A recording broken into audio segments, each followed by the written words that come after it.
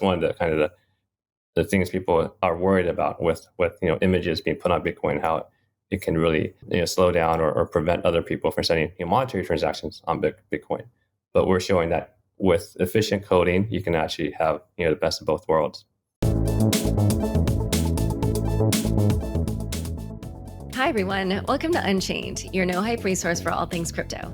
I'm your host, Laura Shin, author of The Cryptopians. I started covering crypto 8 years ago, and as the senior editor at Forbes, was the first mainstream media reporter to cover cryptocurrency full-time.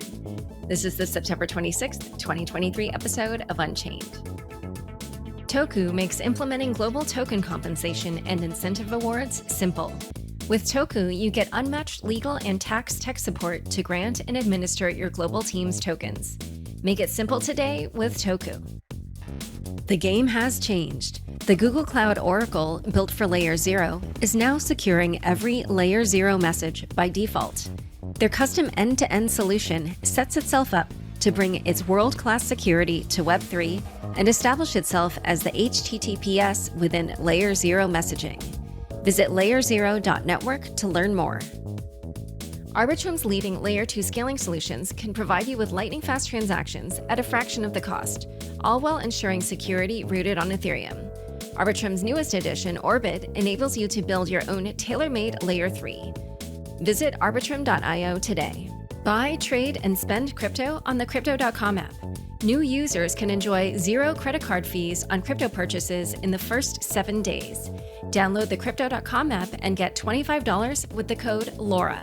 Link in the description. Today's guests are Danny Yang and Bill Tai, co-founders of Metagood and creators of OnChainMonkey. Welcome, Danny and Bill. Hey, Laura. Great to be here.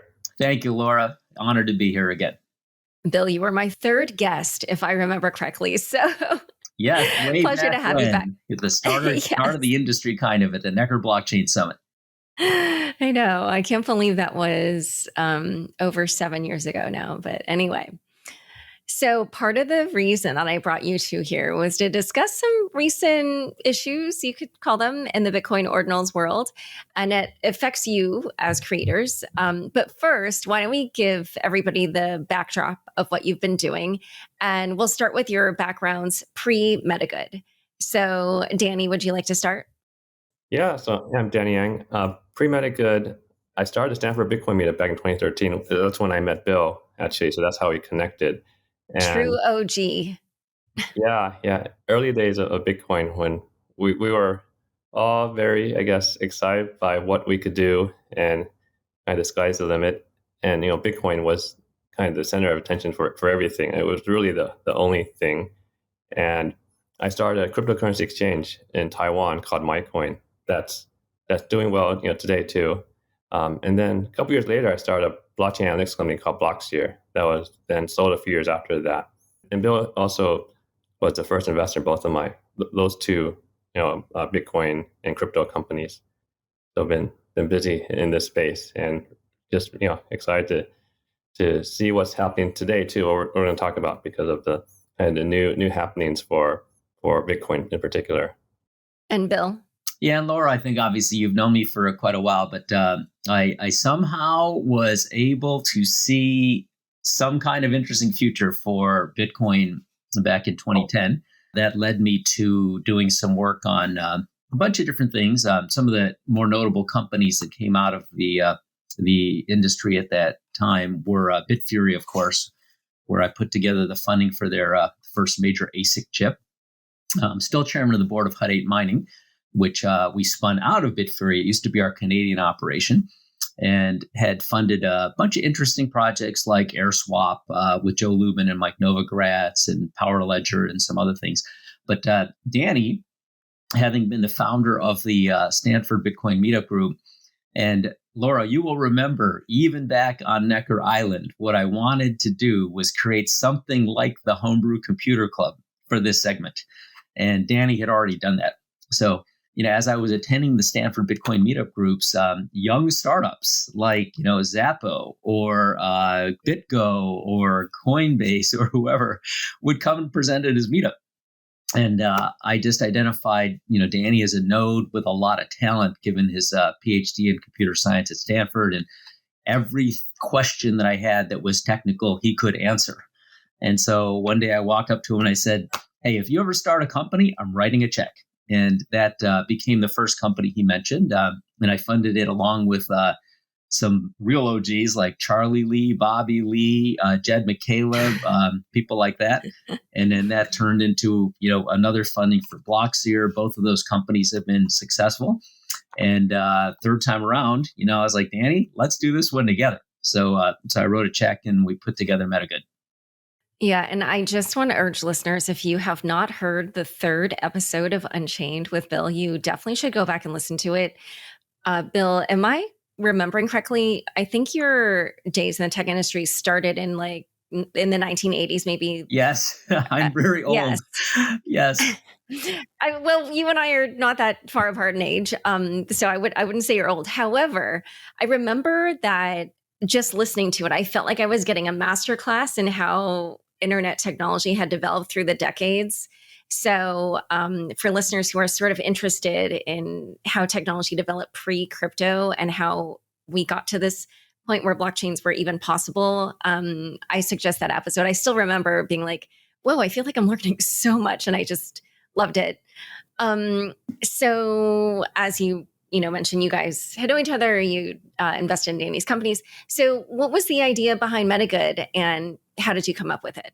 It's around how NFTs and tokens are actually a very powerful tool, in particular for aligning communities around a common goal, common cause. So that was the idea for Metagood actually.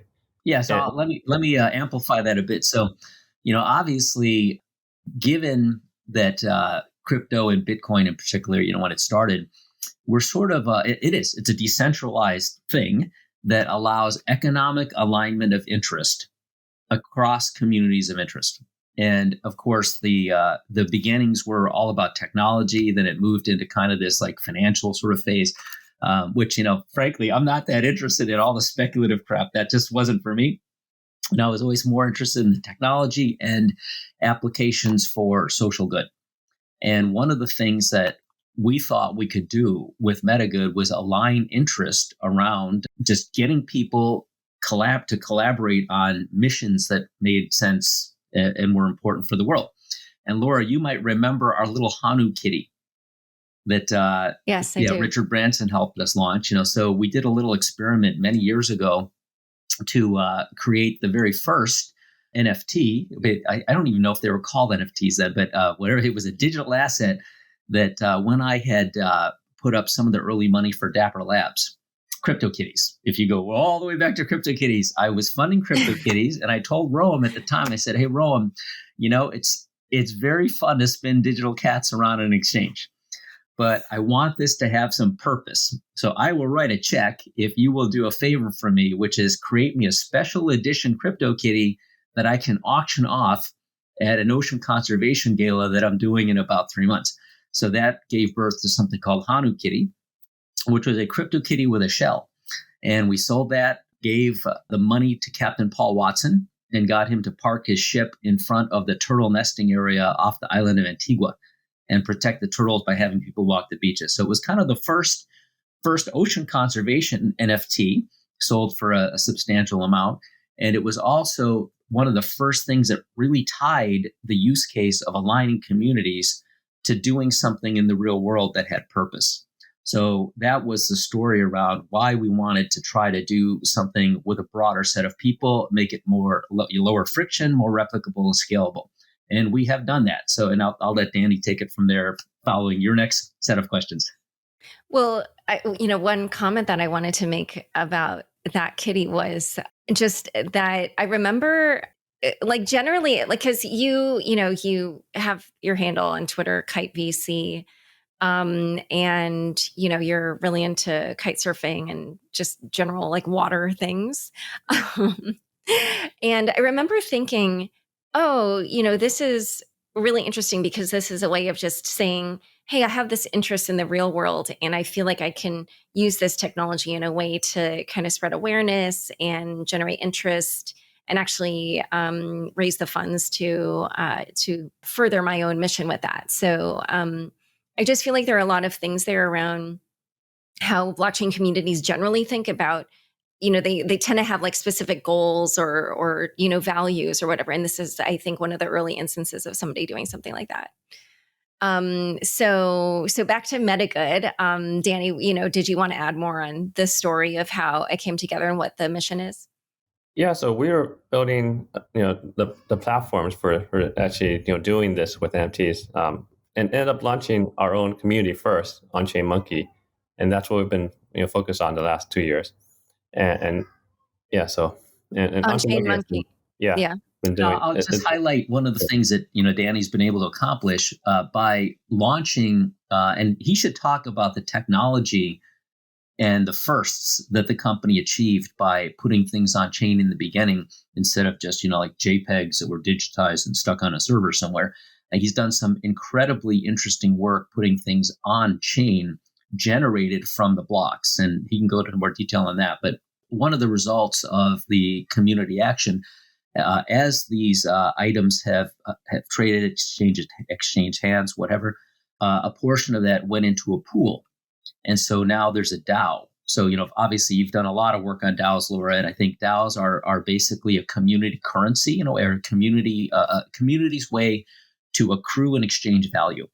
And we had managed to generate an incredibly, for a small, tiny capitalized startup, we generated a lot of capital in a DAO that has gone on to do real world things, including, for example, the evacuation of Afghan girl, Sharbat Gula, when the U.S. pulled out.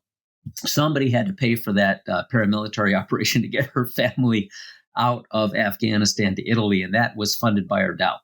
And now the community. And I'm sorry, Afghan girl. Who is that?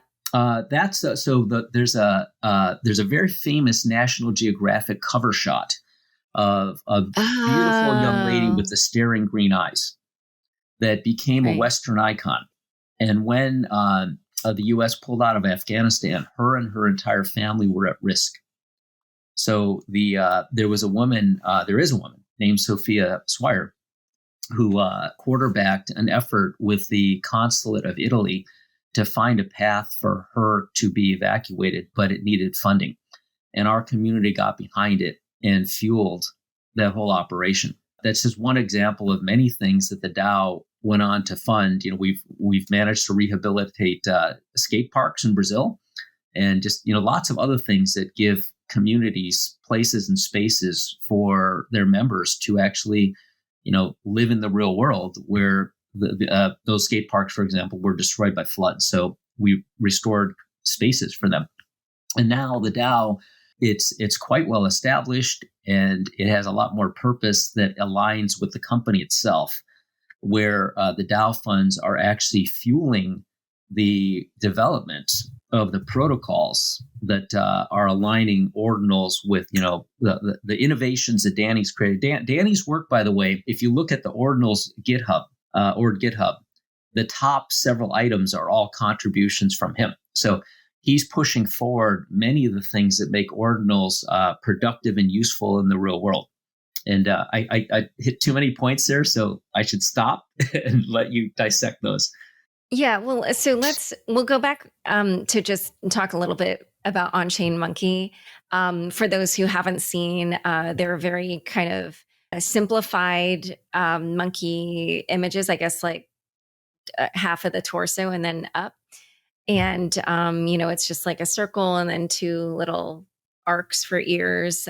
Generative AI art before AI suddenly became this giant buzzword 2 years ago. We did this before that wave. So the generative art, the thing about, or actually on-chain art too. So it's called, OnChainMonkey, for a reason. And I think the new term that we're being using is called digital artifact, which is actually, let me define what that is, because that's kind of what we were trying to achieve then, or we didn't have a name for it, but that's what we achieved back then on Ethereum. But now we have a new protocol on Bitcoin for digital artifacts, and that's you could say it's a subclass of NFTs. So a digital artifact is something, well, first, that's ownable. That's kind of like given for NFTs and tokens that we're talking about. Although digital ownership is something that's interesting to talk about too. We can talk about that later. But then there are a few other properties, basically 5 properties in total. That this is also what Casey Rodarmor defined clearly when he defined the Ordinals protocol as a protocol for digital artifacts. So ownable, complete, uncensorable, immutable, and permissionless. So I'll quickly go over what each one of those means. So complete means that the asset itself is completely on-chain or represented on-chain. So that's actually a big difference from the NFT protocol we're generally familiar with, which is the one on Ethereum and EVMs, which is the ERC 721 protocol for NFTs. So that's one tied to digital certificates. Basically, an NFT is something that has a unique identifier, a certificate or an ID. And that ID can be basically a link, like a IPFS link, or it could be just a standard HTTP or like a .com URL link, right? That's the protocol that developed, after like CryptoPunks and CryptoKitties. Then, the Ethereum community formed this basically a very broad and simple NFT protocol, right, around ERC-71, around digital certificates, because you're trading unique identifiers on the Ethereum blockchain, and that went on for many years. The on-chain NFT community kind of formed a little later, and OnChainMonkey was one of them too, which we wanted more than just a certificate or pointer. We wanted the actual digital asset to be represented completely on-chain. So that's completeness. The second is uncensorable. I mean, well, that's kind of a given property of Bitcoin and many of these open permissionless. So uncensorable, immutable, and permissionless. Those are the other three properties that you have with this, basically with this particular protocol of Ordinals. Those also may or may not be true for all NFTs or for, let's say, ERC 721 NFTs. So like these are the kind of five kind of significant properties of a digital artifact that we achieved back on Ethereum, but now that we have a new protocol, we're doing it on Ordinals because it's created around these properties. And just to touch on the image as you described it, Laura, so rather than a drawing per se that is stuck on a server that a pointer goes to with like most NFTs, Danny basically wrote a math expression with a data table where algorithmically every one of those things is generated on the fly. So it's actually, it's truly on chain. So to all the elements that he described, those five properties, it's coming off that block. So it's a much more true to the spirit of decentralized assets. Exactly. That's a part of the generative art side of things. And in particular, when I launched OnChainMonkey in 2021, it was so Ethereum and blockchains and Bitcoin, they're a public good. And also anything that you write onto the chain costs quite a lot of money, right? Or rather, you use it up and someone else cannot use it, so you have to pay for that usage. And to actually put 10,000 images onto the blockchain is very expensive.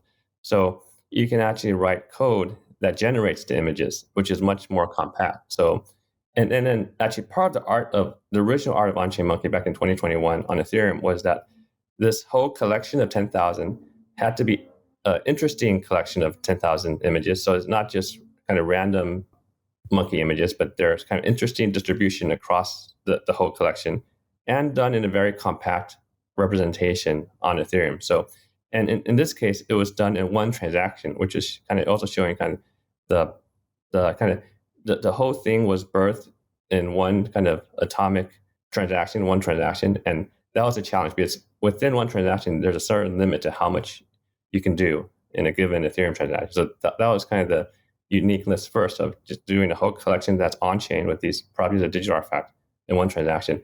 And that was also what we achieved when we did it on Bitcoin earlier this year. So we actually created the whole 10K collection of OnChainMonkey on Bitcoin. So all these 10,000 images and metadata describing them in a single inscription that only also took up very few bytes of Bitcoin's block space. So it used less than 20 kilobytes of Bitcoin block space for 10,000 images. So that, on average is less than 2 bytes per image, which is, super efficient on Bitcoin. So it didn't affect the network, the Bitcoin network. That's one of the kind of the things people are worried about with images being put on Bitcoin, how it can really slow down or prevent other people from sending monetary transactions on Bitcoin. But we're showing that with efficient coding, you can actually have the best of both worlds. Yeah, and I just want to point out for listeners who aren't aware, at least so I'm going to describe this the way that I know it works on Ethereum, and then you could translate for Bitcoin. But on Ethereum, I'm sure you're aware you have to pay gas, and so it's somewhat similar to driving a car, where certain transactions take less gas. Meaning, it's like a simple transaction would be similar to if I here in New York City want to go across to Jersey City or something that's like a short distance. Whereas it would cost more gas if I want to go to like Philadelphia, even more gas if I want to go to DC. And so, like, creating an NFT takes a lot of gas because you're making a unique object. And so the fact that you were able to do 10,000 of them in a single transaction, I think is what you were talking about there about how that was, remarkably efficient. And then one other thing that I wanted to mention about OnChainMonkey was you also introduced this concept of give to earn that I think aligns pretty well with the mission of the collection. So can you just talk about that concept? Yeah. So we have a community currency called the banana that the only way to receive it, or you can say to mine it, is you give it to someone else and then you get one yourself. And you can do that a couple of times a day. And that's been going on for nearly 2 years now. And I think probably about just over 1 million bananas have been mined in this way. And basically our community has been doing this. And it promotes a certain, we also define a set of values from our community from, beginning when we launched it, rise, that our community, kind of shares, on a daily basis too, which stand for respect, integrity, sustainability, and enrichment. So, and both the give to earn and the rise values are, kind of the core part of our community on OnChainMonkey. And Laura, what we wanted to model were, kind of very, very, very basic economic principles. So if you think about, a group of people, as they exchange items, you grow the economy. So we wanted to steer our economy in a way that was for public benefit in a way. So, as people do good things for each other and give, things to each other, they also earn. So it's sort of the creative little bits of karma that spawn other bits of karma as currency that become giant, economic value. That's what we are driving. Yeah, it's so funny. Right when you started that description, I was like, oh, like karma. Anyway, okay. So we've sort of hinted at this, but obviously, as you mentioned, you guys started on Ethereum, and then you began also putting parts of your works on Bitcoin, in particular a collection called OnChainMonkey Dimensions 300. Talk about why it is that you started on Ethereum and why you eventually decided to, launch something on Bitcoin. And we'll get later to your even bigger news about eventually moving everything over there. But let's just start with that first step. Yeah. So it's because Ordinals protocol, happened also at the right time where the markets understand NFTs a little better, and we've seen NFT ecosystem develop on Ethereum, Solana, and other chains. Yet Bitcoin didn't really have much of a NFT market. And then this protocol, Ordinals protocol, basically happened along, and it's actually a very simple and elegant protocol that takes advantage of many properties of Bitcoin, particularly the UTXO model of Bitcoin. That's the core of the Ordinals protocol. So, unspent transaction output, which is like the change from every transaction. Yeah, which is very different from Ethereum and the account-based model of Ethereum. Account-based model is more, I guess, intuitive for people generally. It's like your bank account. While Bitcoin's ledger is tied around this UTXO model, and this ledger, so Bitcoin has this very simple scripting language, simple by design. Just so, Bitcoin has these great properties, but because it doesn't have the smart contract that Ethereum and EVMs have, right? It's been difficult to create a kind of a native Bitcoin non-fungible asset, on Bitcoin, and that's what Casey was able to do with the Ordinals protocol. So it's actually quite Bitcoin native, using the same ledger accounting model of Bitcoin, which is the UTXO model. So this is a really powerful thing. So that anyone define any basic digital asset on Bitcoin, so that digital asset or that digital artifact, has those properties I mentioned before, which is those 5 products that people can basically own and trade them. So that happened basically end of last year, early this year, but it was still in the very even today, still in the very early days of that particular implementation of the protocol, and even the definition of protocol. And that's why we have, we'll talk about this inscription number debate that's been going on the last week or so. It's mainly around basically how early it is, but we recognize that this was something pretty significant for Bitcoin. It is basically kind of the, I'd say the winning NFT protocol or standard on Bitcoin. So that and it'll be quite important, leading to and post the next halving, for Bitcoin. And we're already seeing that with, the majority of Bitcoin transactions, this year has been Bitcoin Ordinals related, and a lot of the mining fees that are going to the miners who secure the Bitcoin network are coming from, Bitcoin Ordinal transactions. So it's already having an impact, while it's still quite an early market where actually many people don't quite understand the protocol yet and haven't really dug into seeing kind of the significance and what you could do with it. And so I think we're talking about OCM dimensions. That was one thing that we launched, that we wanted to show what you could do with this protocol, because it's more than I think people were in general think of NFTs as basically a digital certificate. So you just need to define some unique identifier, and that's your NFT. While with the Ordinals protocol, it's actually, because it's not tied around the tied data of a certificate, it's actually tied around the complete asset itself. Then it's, what is that asset? What could you do with it? And initially, what people did with it was just, well, we can basically make images onto Bitcoin. And that is actually, as we talked about earlier, can be very expensive when you want to, images are basically, larger file size type of data assets. And if you want to just do that on Bitcoin, it's going to be expensive and inefficient. So with the OCM dimensions, we were showing, well, wait a second, we can actually write code that generates images or other things, even beyond images. And so it's actually, it's an artifact that's based off of code that generates, actually 3D renderings of, and in this case, it's usually a statue of OCM, the Genesis monkeys. So it's actually 3D rendering of an animated, and it's actually pretty cool and high resolution, because it actually scales. We're actually rendering them from the data on Bitcoin into any browser. So it scales to the size of the display, all kind of a bunch of cool properties of what you could do with this protocol. And so that was the art of this particular collection. And a couple of questions. So for Ordinals, I believe that I don't know if they have quite the same level of expressibility as Ethereum NFTs. Correct me if I'm wrong. The way that Ethereum NFTs can be, for instance, like a domain name or tickets or, other things besides. Yeah, like you mean the use cases of NFTs, or because actually the expressibility of Ethereum NFTs is really, it's a unique identifier, and then identifier then can point to whatever you want.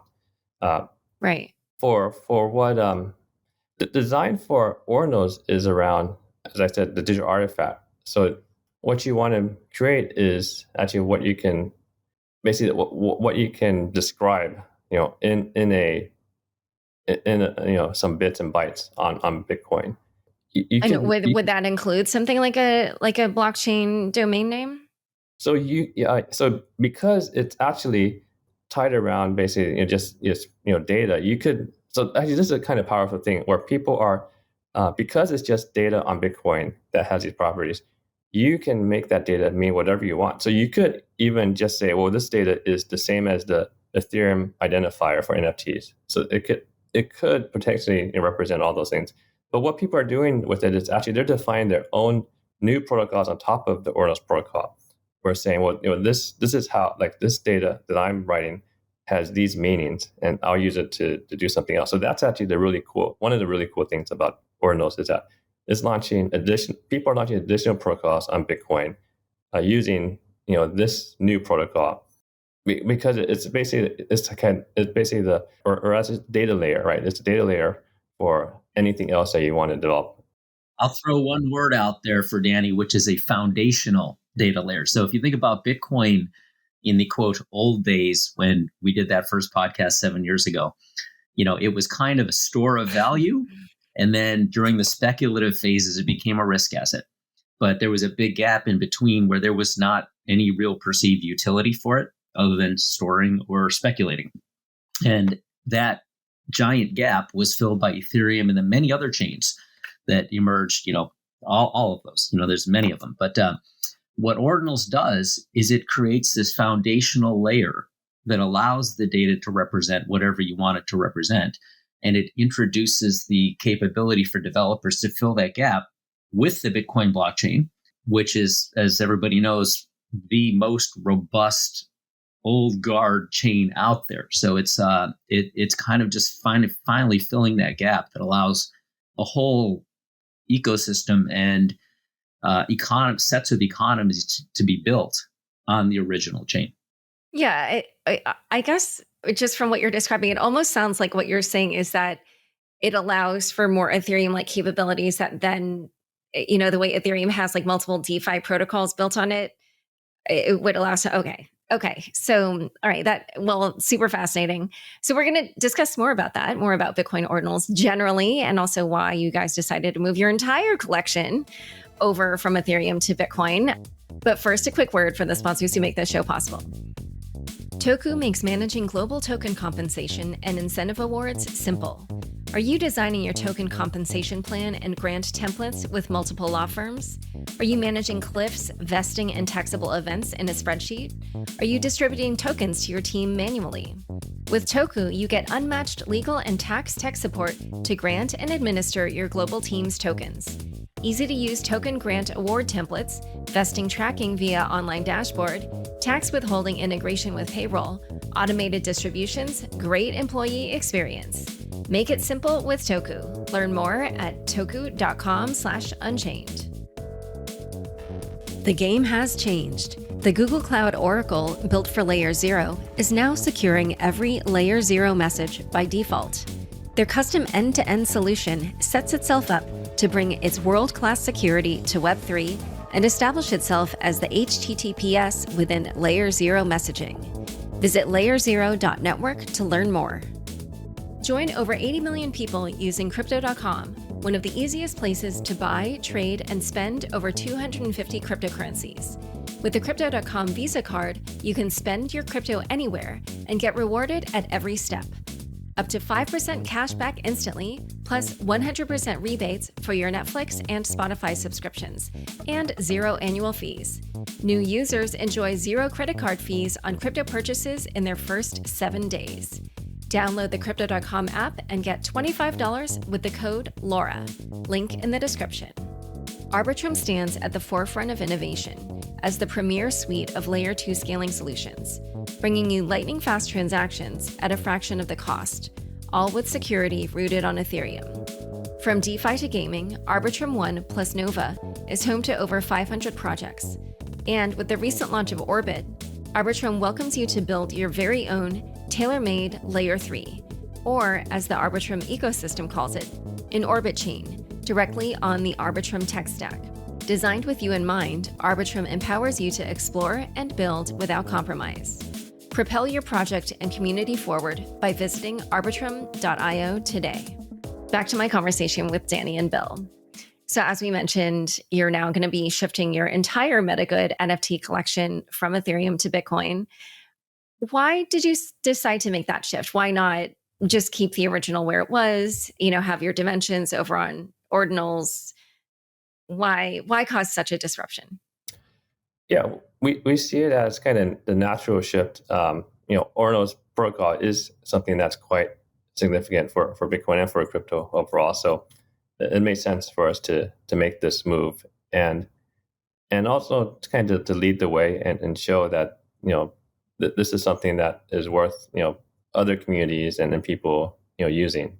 So we're bringing our communities to Bitcoin Ordinals, and we also inscribe. So OCM Dimensions was that that high definition 3D art. But OCM Genesis is our original, the SVG, 2D, images that we launched, 2 years ago on Ethereum.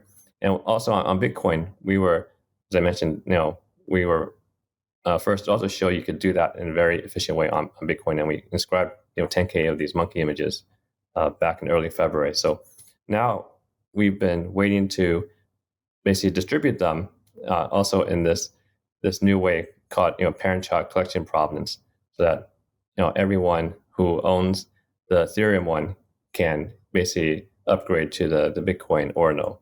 And that's happening around the next few weeks. That we should start that migration. So that is our big move.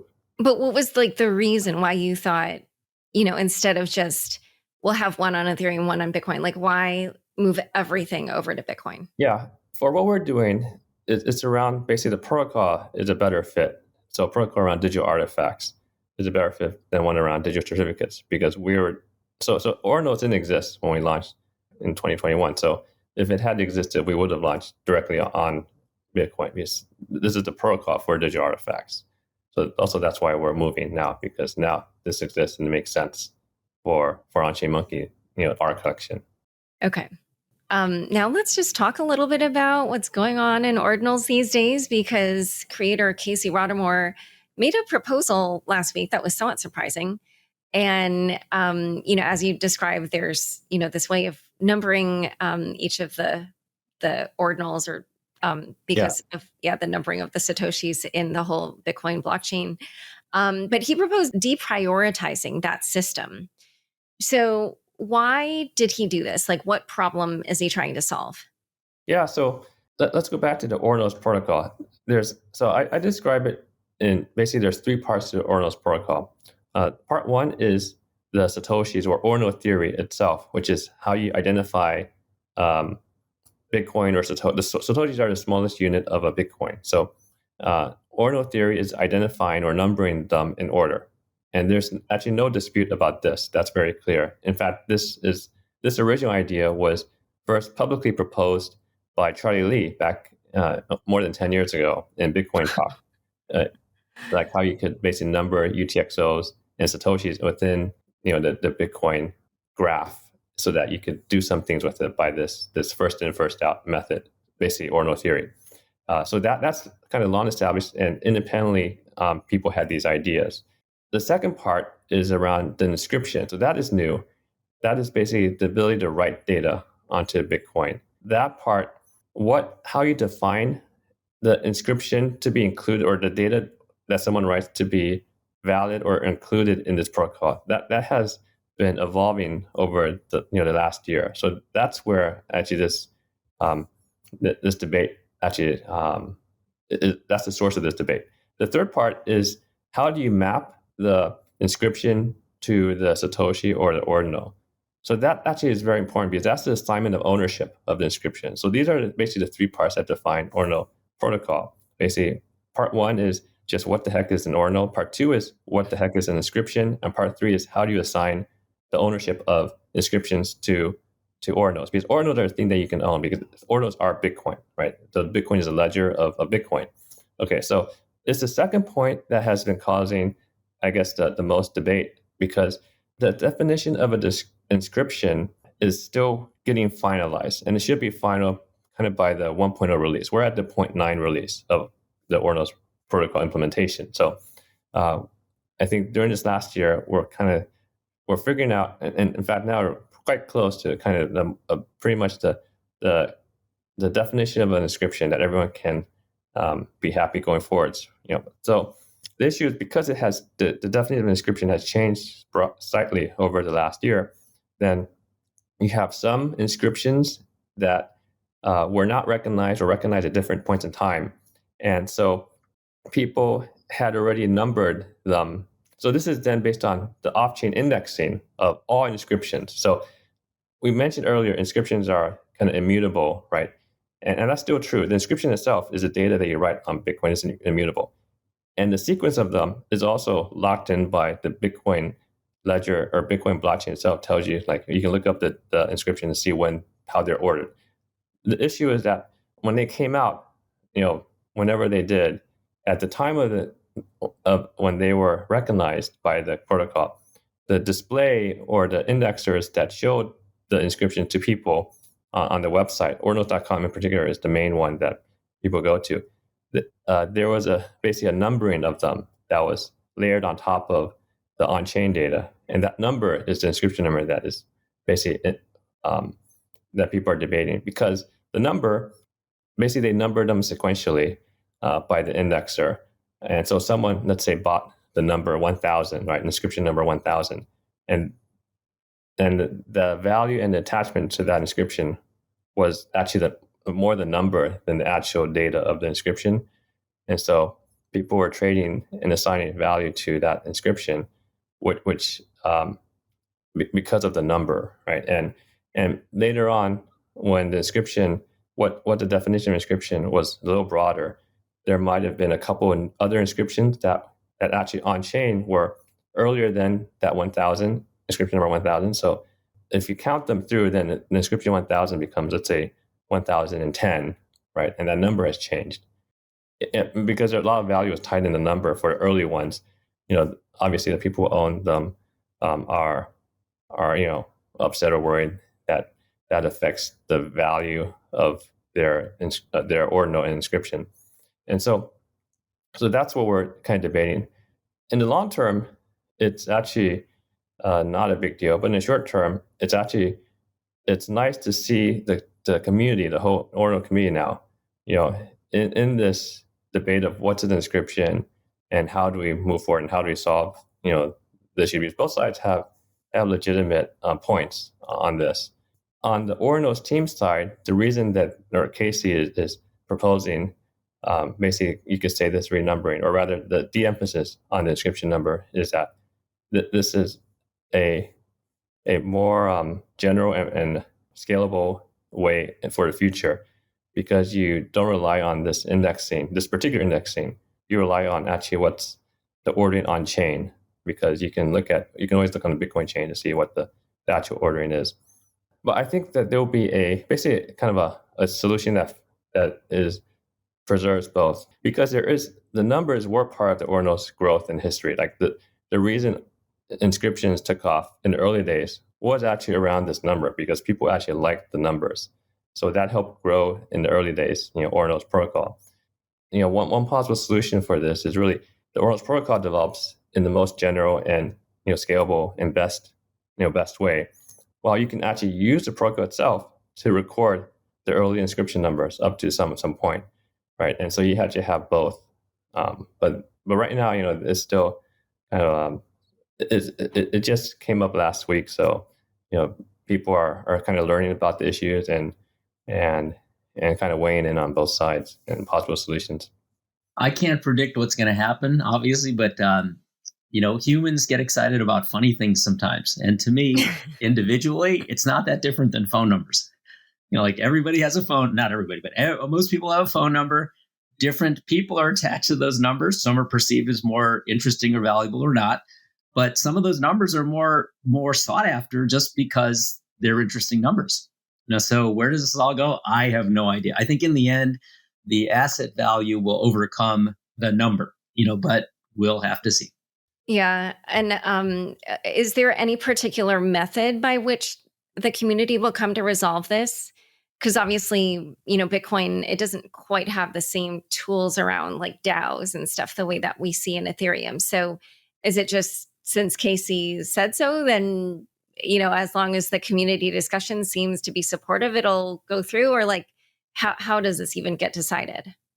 That's a great point. It's basically, how does a protocol that get further along, and how do you do improvement proposals, right? Like BIPs for Bitcoin, and that is something that also I think it is a good time right now to kind of work out more clearly, overall for this.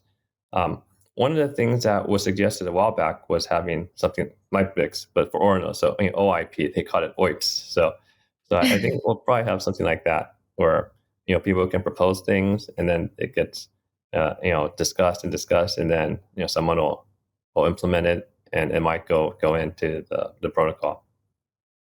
Okay. And just you might have said this, but for the record, you are supportive of how to resolve this issue.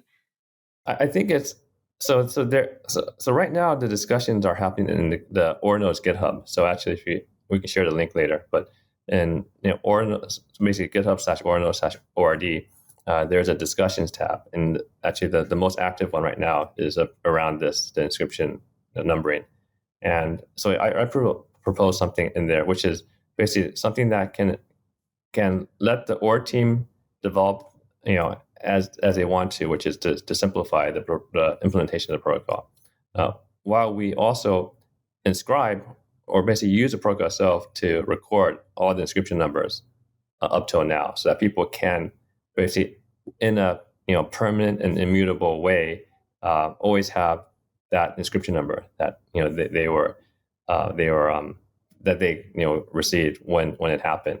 Because that's kind of the history of this. So you have to use the tool of Ordinals to record the history of what happened, up till the protocol upgraded to the 1.0 release in particular. Okay. So one other thing that I saw on a technical level that you had been discussing, Danny, was how you generally feel that standards are needed in Ordinals. So talk a little bit about what problem you're seeing there and how you think that should be resolved. Yeah, so I think this is back to also the earlier point of how does Ordinals kind of improve, right? Our Ordinals is still not at the 1.0 release, so there are a few powerful features that have not come out yet. One is actually around recursive endpoints and reinscription.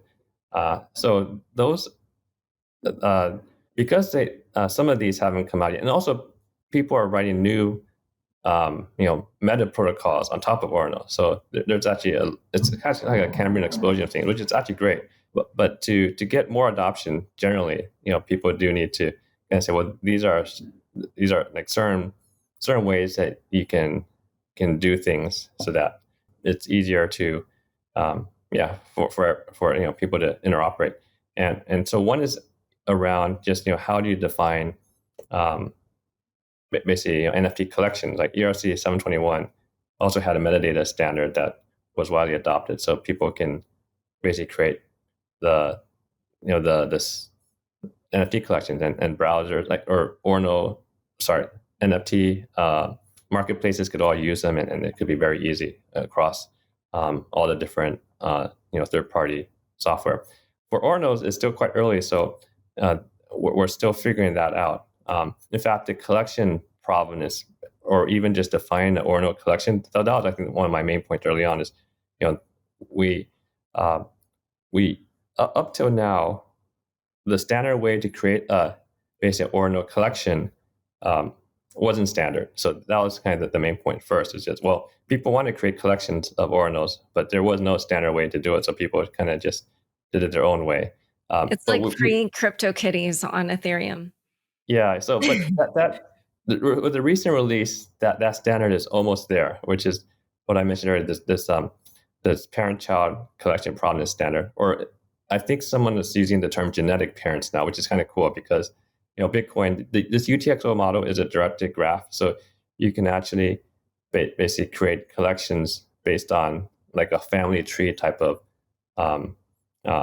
structure, which is unique basically to Bitcoin for collections.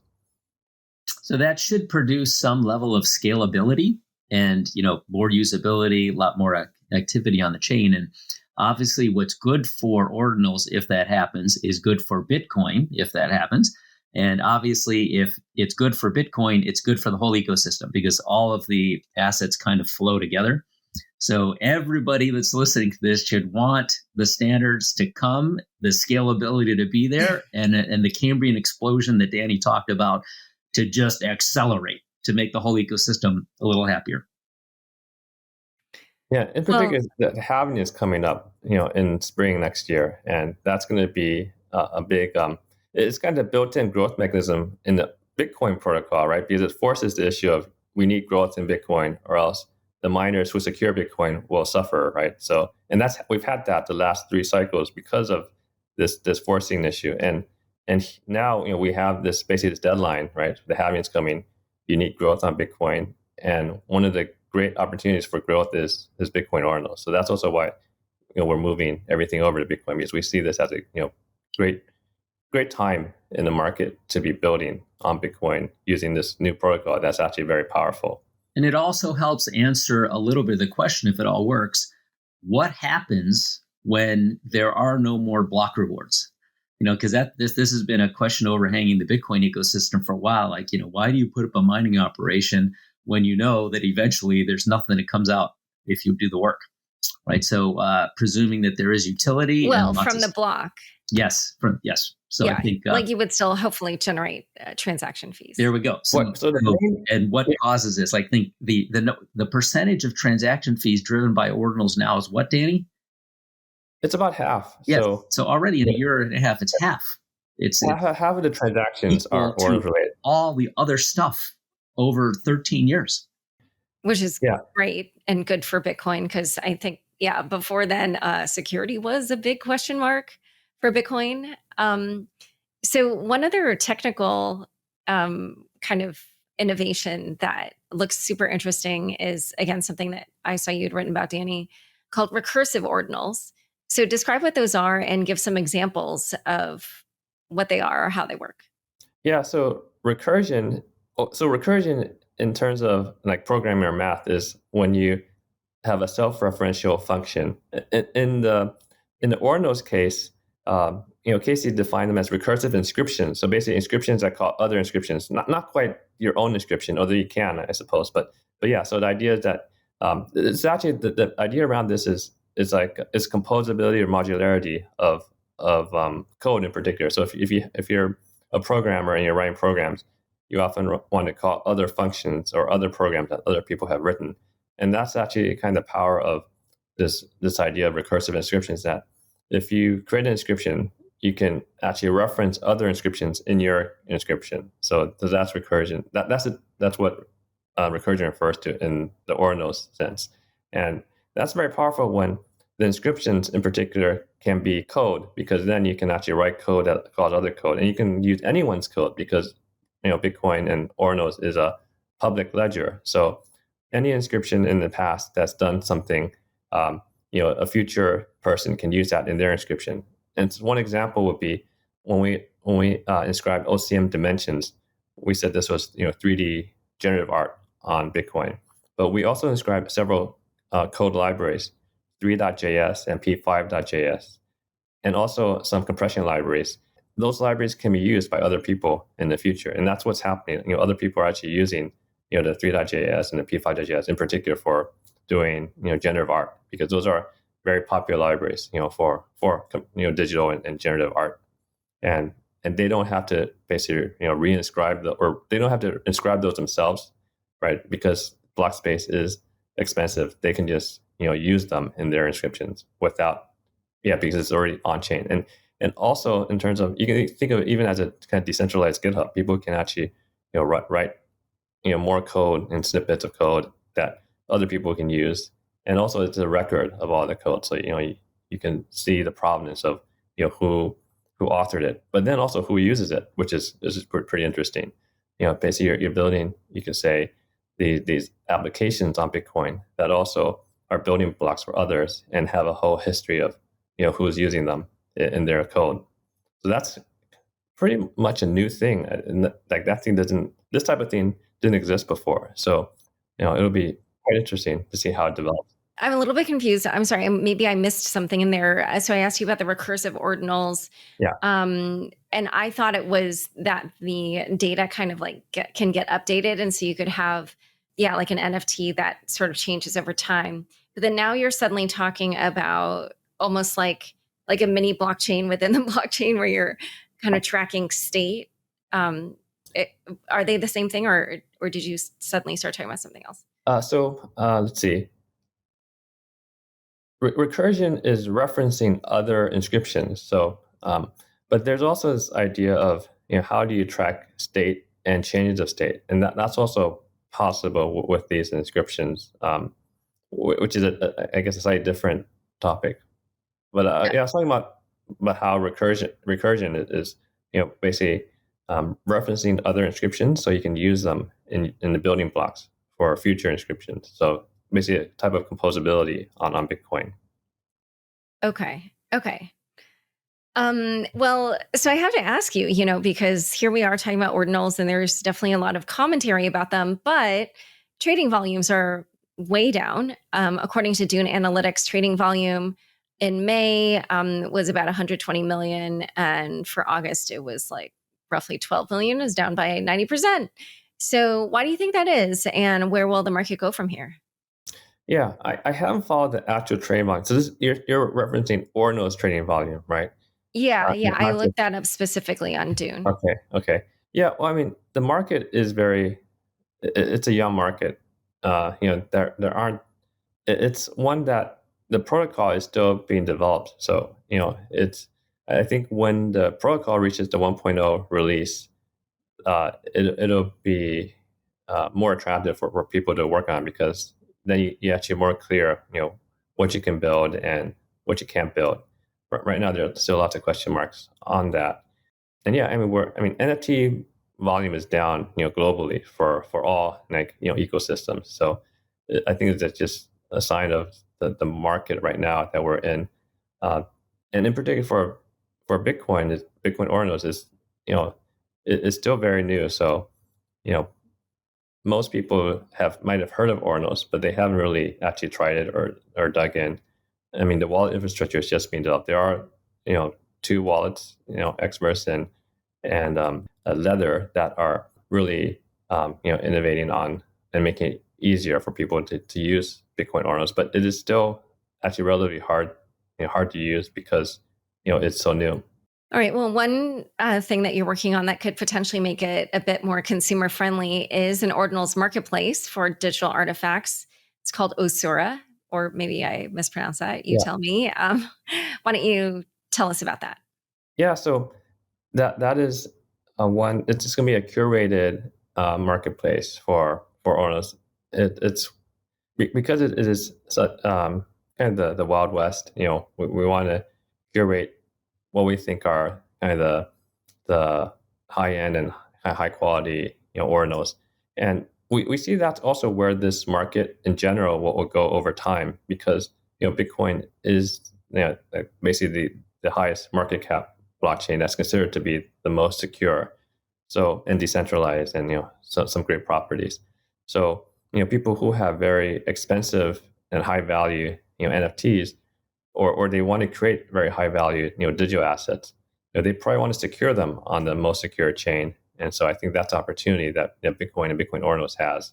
So we're focused on that market. And also because of the properties of being a digital artifact, it does cost more to create these. And as the transaction fees on Bitcoin goes up over time, it's going to be impractical to be making, let's say, NFTs or digital artifacts that are like $5 or $10, because just to active creating them might cost you $50 or $100. So it'll basically have a kind of a filtering mechanism for people who want to secure high value assets. So that's our focus kind of for the long term of where we think the market will go on Bitcoin. I'd recommend for people that are students or not of American financial history to read a book by a stock trader in the late 1800s named Jesse Livermore. And he wrote a book called Reminiscences of a Stock Operator. And in that era, as Danny was describing Wild West, there were many, many, many small exchanges all over the place where kind of penny stocks, I'm calling them penny stocks, but just shares of things would trade. And these places were called bucket shops. And he would basically go around and trade on these things. And he made and lost a fortune, I think 4 times that in today's the value would be like $1 billion. So, make $1 billion, lose $1 billion, make $1 billion, lose $1 billion. And he kept a journal and he wrote about all of his experiences, and why he may have lost money or how he felt. It's an amazing thing for people that are engaged in that kind of thing.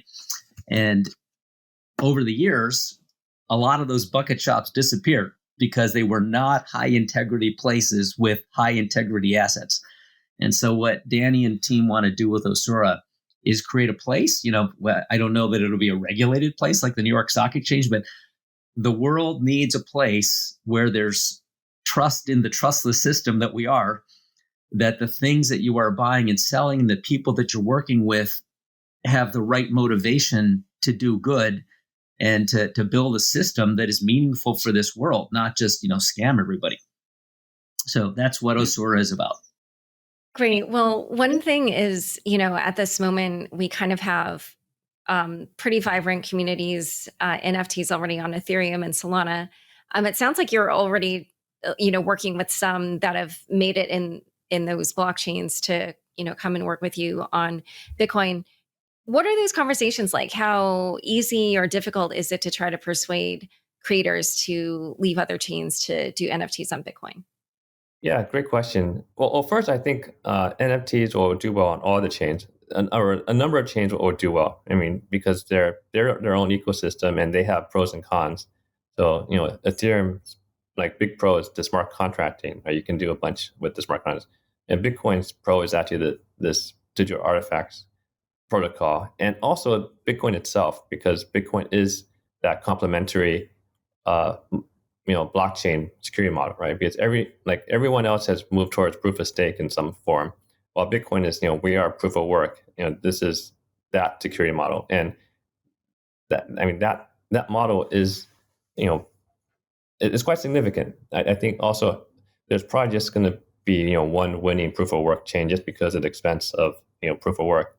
So Bitcoin is that that chain, the most likely, right? Because it has the biggest network for that. So we are focused first on actually just art, because people understand art as an NFT and also as a digital artifact in particular. Also, artists, when they're creating art, they care about kind of lasting or the longevity of the medium, right? And so Bitcoin Ordinals chooses, Bitcoin is the medium for Bitcoin Ordinals, and there are actually a lot of great properties of this medium for art. And so, when that's kind of explained to artists, then they actually quite appreciate, being able to do this. Right now, there's still some technical challenges for being able to do art on Bitcoin, but those are things that we're working out too. And yeah, so one of the artists that's coming over, launching on Ashura later this year is Alexandre, who's well known for friendship bracelets and 720. He's been an art blocks artist for a number of years and has some very amazing, generative art pieces. So he's going to be launching a generative art collection, on Bitcoin Ordinals on Ashura.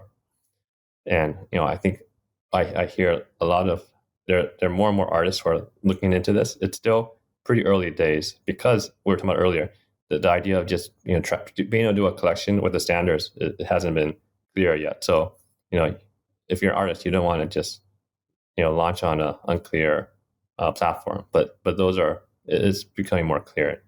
And I think towards the end of the year it'll be actually a very, I think, attractive medium for art. But you can do more with Ordinals, as we were mentioning earlier. So I imagine one of the things that's next on your plate is managing this transition from having the OnChainMonkey collection on Ethereum over and moving it over to Bitcoin. Because you already have so many NFT owners out there, talk a little bit about how you're going to do that. It seems like you probably need some participation from them. So it just seems like it might be a really challenging proposition. But tell me, what your next steps are. Yeah, so one of the things is, so NFTs have done pretty well as in bringing new people into the crypto ecosystem the last couple of years. So in Ethereum in particular, actually a lot of people joined Ethereum, the last cycle, who didn't even own Bitcoin or Ethereum is the only thing they have, right? So now it's actually this new thing. Bitcoin is the new thing for them, and so we were educating them about how basically how to basically create a Bitcoin wallet. And in particular, Ordinals aware Bitcoin wallet, because as I mentioned, there are only a handful of those. And then, how to basically secure that. And then, and it will make the migration very, very simple from Ethereum to Bitcoin and have some interoperability, basically, because we have a pretty complex ecosystem already built up on Ethereum. So we're working on, bringing that to Bitcoin. All right. Well, it has been such a pleasure chatting with both of you. Where can people learn more about each of you and your work? Yeah, I'm on Twitter. It's HUUEP or Danny in lowercase upside down. And I'm just Kite VC, moniker for my kiteboarding venture capital stuff. And Dan, you want to point them to our website? Yeah, so OnChainMonkey.com, and that's both. Also, the Twitter handle is OnChainMonkey. Perfect. All right. Well, it's been a pleasure having you both on Unchained. Thank you, Laura. Thank you. Great to be here. Thanks so much for joining us today. To learn more about OnChainMonkey and Bitcoin Ordinals inscriptions, check out the show notes for this episode. Unchained is produced by me, Laura Shin, with help from Kevin Fuchs, Matt Pelchard, Juan Aranovich, Megan Gavis, Ginny Hogan, Shashank, and Margaret Correa. Thanks for listening.